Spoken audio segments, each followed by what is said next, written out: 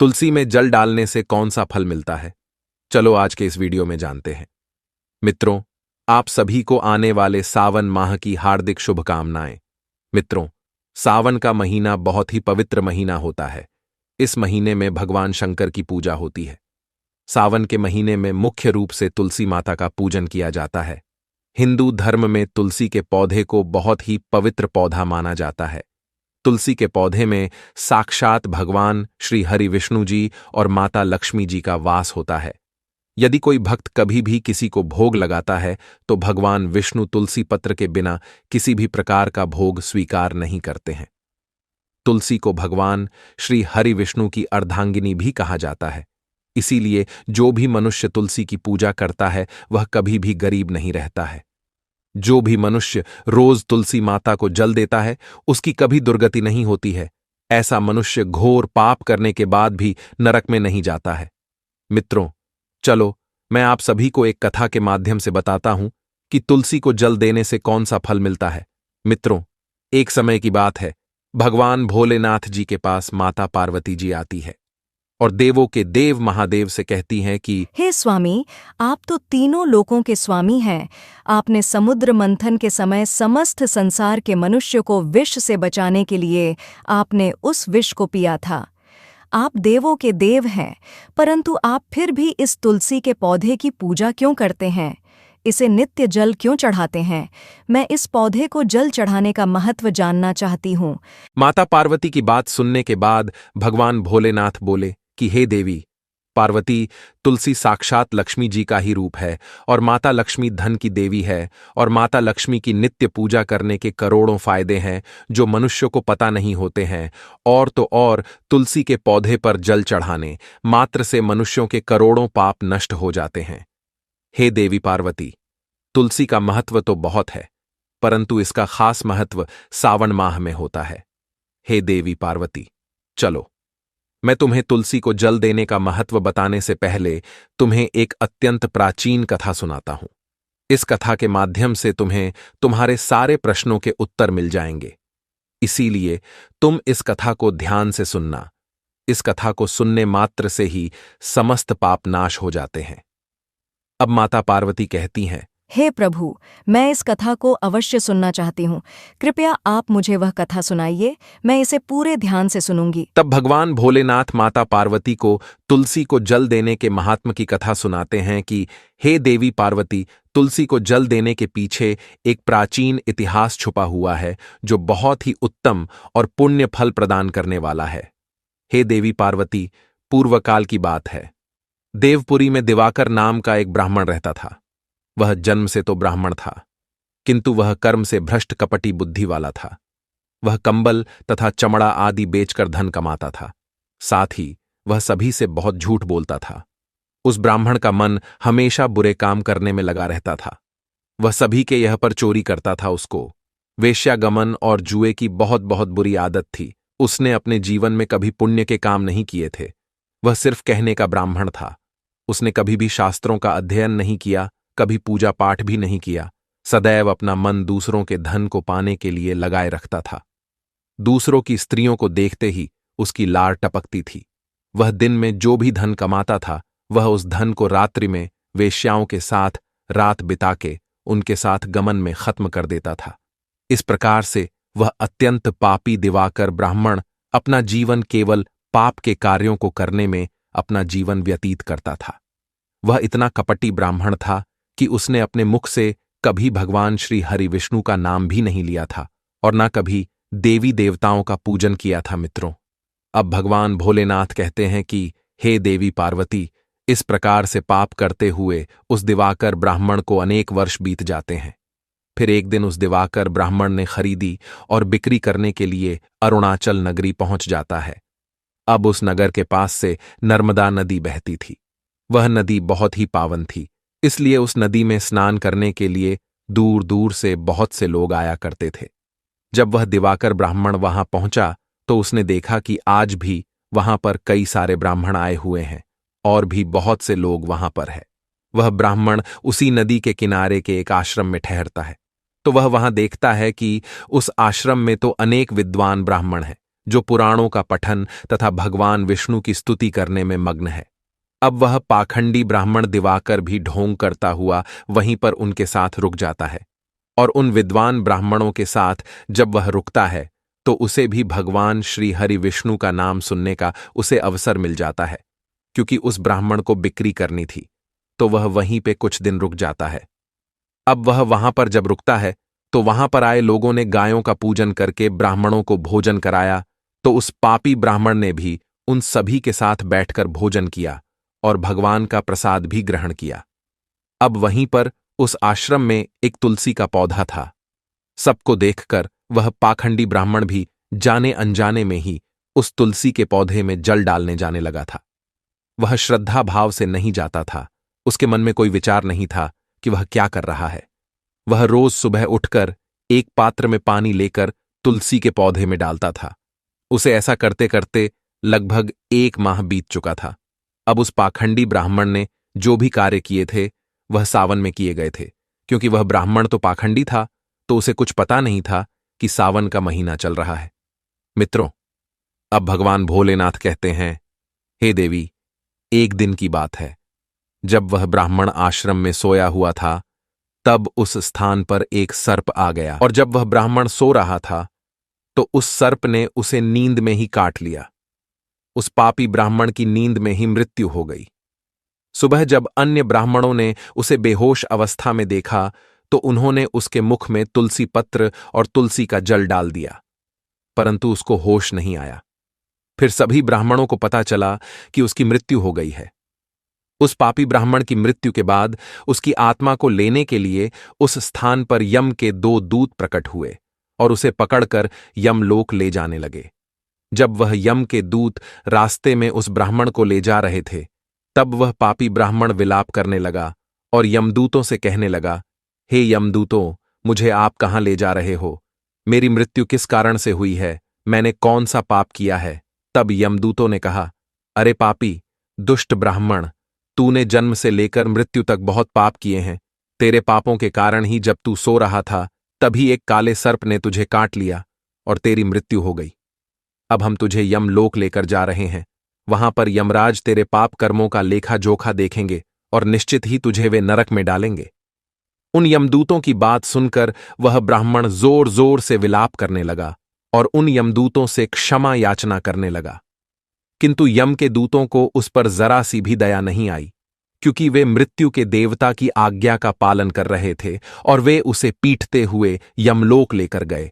जब यम के दूत उस ब्राह्मण को लेकर यमराज के सामने पहुंच गए तो यमराज के पास बैठे हुए चित्रगुप्त ने उस ब्राह्मण के जन्म से लेकर मृत्यु तक के कर्मों का लेखा जोखा निकाला और यमराज से कहने लगे, हे महाराज, इस ब्राह्मण ने तो बचपन से लेकर मृत्यु तक पाप ही पाप किए हैं।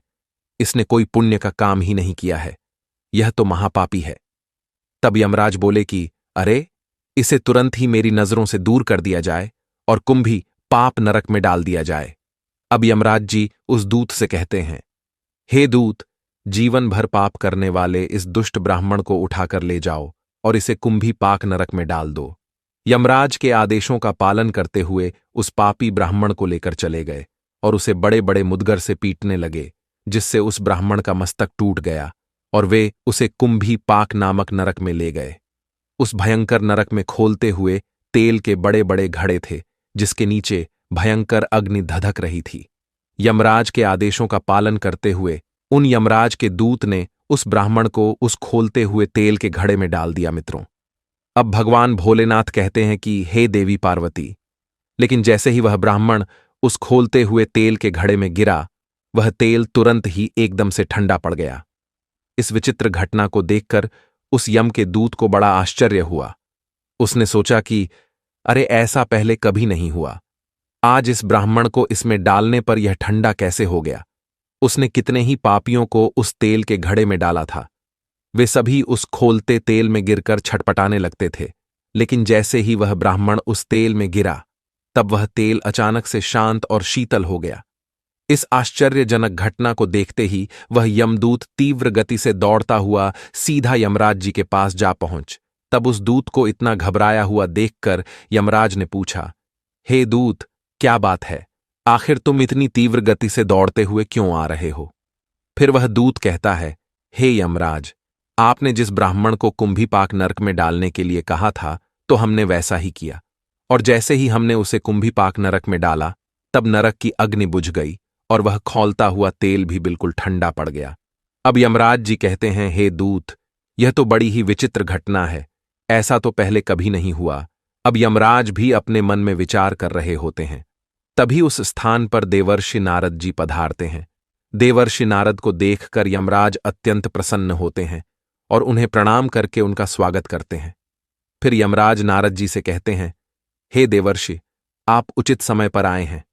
हमने आज एक अत्यंत पापी ब्राह्मण को कुंभीपाक नरक में गिराया है, किंतु उसके गिरते ही नरक की अग्नि ठंडी पड़ गई है और खोलता हुआ तेल भी शीतल बन गया है। यमराज जी की बात सुनकर देवर्षि नारद जी यमराज जी से कहने लगते हैं, हे धर्मराज, आपने जिस ब्राह्मण को कुंभीपाक नरक में डाला है वह नरक में डालने योग्य नहीं है, क्योंकि इस ब्राह्मण के द्वारा अनजाने में ही ऐसा कर्म हो गया है जो नरक का नाश करने वाला है। जो मनुष्य पुण्य करने वाले लोगों के साथ रहता है उसे उनके पुण्य का भाग फल मिल ही जाता है, और यह ब्राह्मण तो 1 महीने तक भगवान विष्णु के भक्तों के साथ रह चुका है। इस ब्राह्मण ने एक आश्रम में रहते हुए नित्य तुलसी को जल अर्पण किया है, इसीलिए यह बहुत बड़ा पुण्यवान बन गया है। इसके समस्त पाप नष्ट हो गए हैं। यह ब्राह्मण अब स्वर्गलोक जाने का अधिकारी बन गया है। इस ब्राह्मण ने अनजाने में ही इतना पुण्य कमाया है जो जन्म जन्मांतर में मनुष्यों को प्राप्त नहीं होता है। इसीलिए आप इसे नरक में न पकाओ। इस ब्राह्मण के पापों के लिए इसे केवल इतना दंड दो, इसे नरक लोक का दर्शन कराओ। मित्रों, अब भगवान भोलेनाथ कहते हैं कि हे देवी पार्वती, अब देवर्षि नारद जी की बात सुनकर यमराज अत्यंत प्रसन्न होते हैं और उस ब्राह्मण को कुंभीपाक नरक से निकाल कर लाते हैं और अपने दूतों से कहते हैं, हे दूत, इस ब्राह्मण महात्मा को ले जाओ और संपूर्ण नरकों का दर्शन कराओ। अब यमराज की बात को सुनकर यम के दूत उस ब्राह्मण को ले जाते हैं और संपूर्ण नरकों का दर्शन कराते हैं। वह इस प्रकार से यम के दूत उस ब्राह्मण को संपूर्ण नरकों का दर्शन कराते हैं और फिर से यमलोक में ले जाते हैं, और फिर वह ब्राह्मण एक यक्ष बन जाता है। अब भगवान भोलेनाथ कहते हैं कि हे देवी पार्वती, जैसे मुझे कैलाश पर्वत प्रिय है, वैसे ही जो मनुष्य नित्य तुलसी की पूजा करता है, तुलसी को जल देता है, वह मुझे सबसे अधिक प्रिय है। उस मनुष्य की कभी दुर्गति नहीं होती है, वह कभी नरक में नहीं जाता है। जिन घरों में तुलसी का पौधा सदैव ही हरा भरा रहता है, उस घर में सुख शांति और समृद्धि बनी रहती है। हे देवी, साथ ही भगवान विष्णु की पूजा में और उन्हें चढ़ाए जाने वाले भोग में तुलसी के पत्र अवश्य होने चाहिए, क्योंकि तुलसी पत्र के बिना भगवान विष्णु किसी भी प्रकार का भोग स्वीकार नहीं करते हैं। इसीलिए प्रत्येक घर में तुलसी का पौधा अवश्य होना चाहिए। अगर आपके घर में तुलसी है तो सुख शांति और समृद्धि के लिए तुलसी को चुनरी अवश्य चढ़ानी चाहिए। हमेशा ध्यान रहे कि तुलसी का पौधा चुनरी के बिना अधूरा होता है। तुलसी केवल एक पौधा नहीं है, बल्कि वह देवी है। वह त्रिलोक के स्वामी भगवान विष्णु पत्नी है। इसीलिए तुलसी को चुनरी अवश्य ही चढ़ाना चाहिए। इससे पति पत्नी में प्रेम और विश्वास बढ़ता है। घर में रहने वाली महिलाएं सदा सुहागिन और सौभाग्यशाली रहती हैं। तुलसी का विवाह भी अवश्य करना चाहिए। इससे मनुष्य के सभी दुखों का अंत होता है और सांसारिक जीवन सुखमय बीतता है। तुलसी के पौधे के पास अपने मुख से कभी भी कोई अपशब्द नहीं बोलना चाहिए। तुलसी के पास भूल से भी जूते चप्पल अथवा झाड़ू पोंछा नहीं रखना चाहिए। ऐसे किए जाने वाले कार्यों को शास्त्रों में पाप माना गया है। जहां पर तुलसी का पौधा होता है तो उस स्थान के आसपास आपको भूलकर भी थूकना नहीं चाहिए। तुलसी के पास जल से भरा हुआ पात्र भी नहीं रखना चाहिए। तुलसी के पौधे के पास दीपक जलाने के बाद दीपक को वहां से हटा देना चाहिए, क्योंकि तुलसी के नीचे बुझा हुआ दीपक रखना अशुभ माना जाता है। जिस स्थान पर भी तुलसी का पौधा होता है उस स्थान को हमेशा ही स्वच्छ रखना चाहिए। इसीलिए नियमित रूप से तुलसी के पौधे के पास साफ सफाई का ध्यान रखें। तुलसी के पौधे में शिवलिंग और गणेश जी की प्रतिमा नहीं रखनी चाहिए। साथ ही तुलसी के गमले में अन्य किसी भी प्रकार का पौधा भी लगाना इसे भी अशुभ माना जाता है। तुलसी के पौधे के पास कपड़े भी नहीं सुखाने चाहिए, अन्यथा कपड़ों से गंदा पानी तुलसी के पौधे पर गिर सकता है। ध्यान रहे, तुलसी के पौधे को नाखून से नहीं तोड़ना चाहिए, इससे तुलसी का अपमान होता है। यदि तुलसी के पत्ते सूख कर गिर जाते हैं तो उन्हें कचरे में नहीं फेंकना चाहिए। उन पत्तों को आप तुलसी की मिट्टी में ही दबा देना चाहिए। और रविवार के दिन तुलसी के पत्ते नहीं तोड़ने चाहिए और ना ही रविवार को तुलसी को जल चढ़ाना चाहिए। बाकी अन्य दिन नित्य बिना चूके तुलसी को सुबह जल देना चाहिए और शाम के समय एक दीपक जलाना चाहिए। अक्सर महिलाएं स्नान के बाद अपने बाल खुले रखकर ही तुलसी को जल देती है। ऐसा करना भी पाप माना जाता है। महिलाओं को इस बात का हमेशा ही ध्यान रखना चाहिए। महिलाओं को हमेशा ही अपने बाल बांधकर माथे पर सिंदूर लगाकर ही तुलसी में जल चढ़ाना चाहिए। इससे उस स्त्री को तुलसी का आशीर्वाद प्राप्त होता है। घर में तुलसी का पौधा लगाते समय ध्यान रहे कि इसके लिए गंदी मिट्टी का उपयोग नहीं करना चाहिए। तुलसी के पौधे के लिए शमशान की अथवा गंदगी वाले स्थान की मिट्टी का कभी उपयोग नहीं करना चाहिए। इससे तुलसी मां रूठ जाती है और सूखने लगती है। तुलसी का पौधा कभी गंदे स्थान पर नहीं लगाना चाहिए, जैसे नाली अथवा बाथरूम के पास। इन स्थानों पर तुलसी का पौधा कभी नहीं लगाना चाहिए, अन्यथा गंदा पानी तुलसी के पौधे में गिर सकता है, जो प्रत्येक मनुष्य के लिए बहुत ही अशुभ माना गया है। घर में तुलसी का पौधा कभी सूखना नहीं चाहिए। शास्त्रों में ऐसी मान्यता है कि तुलसी के पौधे के सूखने से अकाल ही मृत्यु की सूचना प्राप्ति होती है। घर में तुलसी का पौधा सूख जाए तो घर की सुख समृद्धि खत्म हो जाती है। सूखी हुई तुलसी में मां लक्ष्मी का वास नहीं होता है। शास्त्रों के अनुसार मासिक धर्म के दौरान महिलाओं को तुलसी के पौधे में पानी नहीं डालना चाहिए और तुलसी को स्पर्श भी नहीं करना चाहिए। ये उन महिलाओं के लिए वर्जित है। तुलसी को बिना स्नान किए जल नहीं देना चाहिए और पैरों में चप्पल आदि पहनकर भी तुलसी को जल नहीं देना चाहिए। तुलसी को जल देते समय ध्यान रहे कि वह जल आपके पैरों पर ना पड़े, इससे तुलसी माता का अपमान होता है। मित्रों, अब भगवान भोलेनाथ कहते हैं कि हे देवी पार्वती, तुलसी पर कभी झूठा पानी नहीं डालना चाहिए। इससे तुलसी माता रुठ जाती है और नित्य तुलसी के दर्शन से मनुष्य को स्वर्ग की प्राप्ति होती है और तुलसी पत्र के सेवन से उसके सभी पाप नष्ट हो जाते हैं। तुलसी का पौधा हमेशा ही घर के सामने लगाना चाहिए।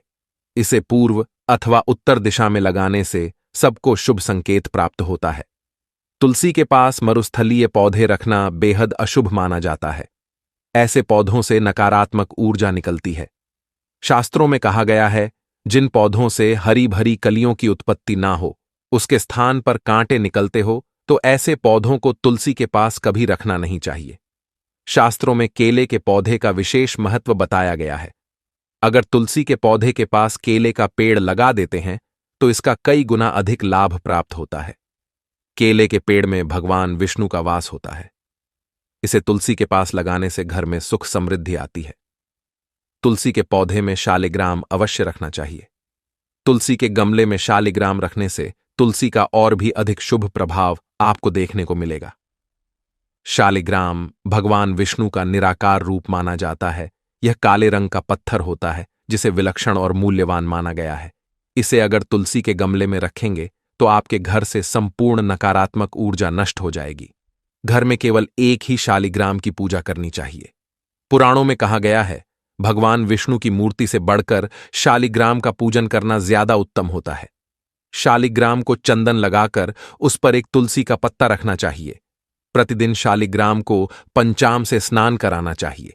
ऐसा करने से सभी जन्मों के पाप नष्ट हो जाते हैं। शालिग्राम सकारात्मकता और सात्विकता का प्रतीक होता है। अब भगवान भोलेनाथ कहते हैं कि हे देवी पार्वती, जो भी मनुष्य मेरे द्वारा बताई गई इन बातों पर अमल करता है वह निश्चय ही बहुत ही जल्द सुखी और करोड़पति बन जाता है। तब माता पार्वती कहती हैं कि हे नाथ, आपका मुझे इस कथा का श्रवण कराने के लिए धन्यवाद। तो दोस्तों, इस प्रकार से भगवान भोलेनाथ ने देवी पार्वती को तुलसी के पौधे को जल देने का महत्व बताया है और घर में तुलसी का पौधा लगाने के नियम बताए हैं। मित्रों, जो भी मनुष्य भगवान भोलेनाथ के द्वारा बताई गई इन बातों पर चलता है तो अवश्य ही उसे पुण्य की प्राप्ति होती है और काल भी उसका कुछ नहीं बिगाड़ सकता है। मित्रों, आपको हमारे द्वारा सुनाई गई कथा कैसी लगी, हमें कमेंट करके अवश्य बताना।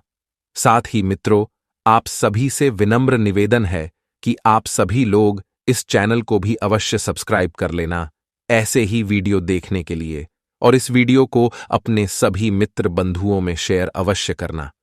मित्रों, आप सभी का वीडियो को यहां तक देखने के लिए दिल से धन्यवाद।